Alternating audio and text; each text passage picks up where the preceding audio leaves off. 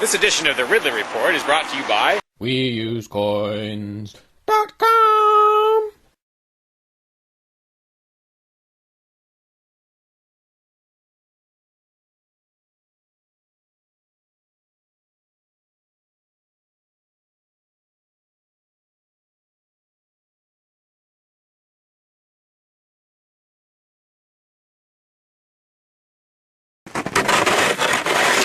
When I was out there a couple years ago, I tried to do a video, I got rid of some of the ice and did a little video about it, suggesting maybe that I shouldn't be the only one. I don't think anyone even paid any attention, unless I'm missing something.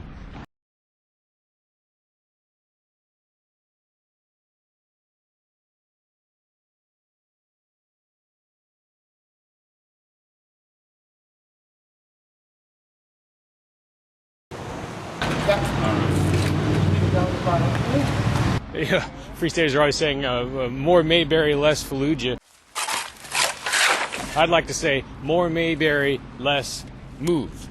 If you remember Move, they were the communist-leaning commune in Philadelphia that was burned to the ground by authorities along with most of the neighborhood.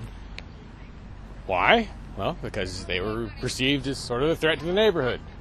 Their demeanor and actions didn't really always do much to help ease that perception. Initiation of property tax resistance. Simply put, I bought this land here under the impression that I own it. It should be accompanied by and thus associated with some sort of improvement to the neighborhood.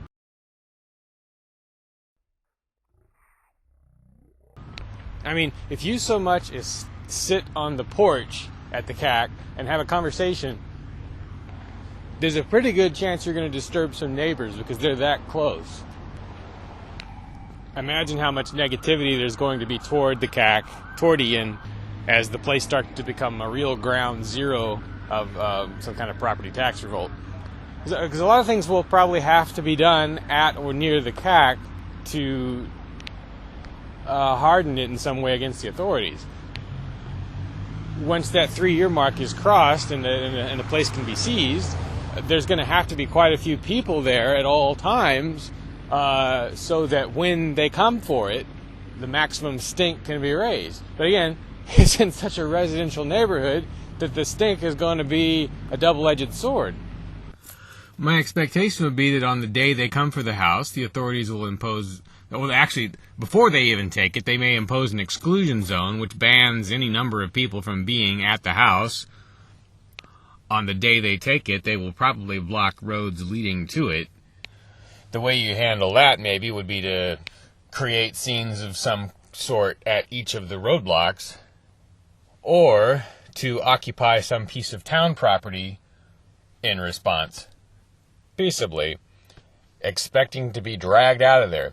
But the goal here, I think, probably should be not just to maximize publicity, everyone already knows that, but to trigger a sort of second or third phase in the property tax revolt, to inspire someone else to do the same thing, hopefully 10 or 15 someone else's. Now, if Ian and company have set different goals, fine. But what exactly are the goals? I mean, there should be clearly defined objectives. Every aspect of this should be documented as well as possible, especially on video. What would be relatively ideal is if there were some situation that could be created where the Free Keeners, Ian, whoever, are able to broadcast live inside some ongoing situation. So would that require barricades of some kind? Would it require boarding up the windows? Should there be some method by which the people inside the home can render the home unusable to the bad guys after they've got it? Again, in a peaceable manner. Retreating armies, I guess in the days of old, would, well, I don't know if it was always done by retreating armies, but someone would sow the ground with salt, right, so you couldn't grow there. The Swiss, in their time, made plans to eliminate infrastructure on their withdrawal from Nazi troops in the event of an invasion.